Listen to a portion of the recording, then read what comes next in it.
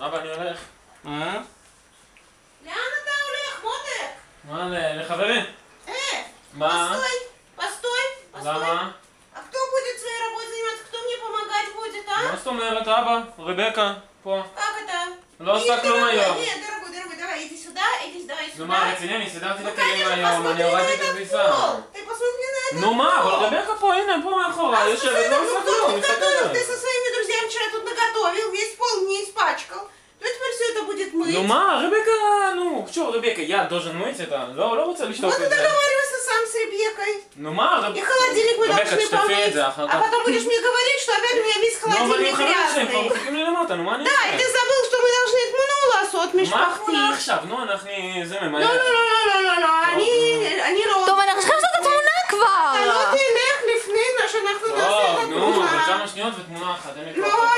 לא. רבקה, פרפקציוניסטית. ארבע תמונות מינימום. לא. כן. כן, הפעם שיהיה... טוב, די אתם על... רבקה, גם את, אל תתערבי. מה אתה לא מתערבי? 20 שנה מה אתה עד שאתה רוצה? צריך לעשות תמונה אחת. או. טוב, רגע! טוב, רבקה, יאללה, נו, תהיה תמונה. טוב, אבא, נו. תמונה, נו. אבא.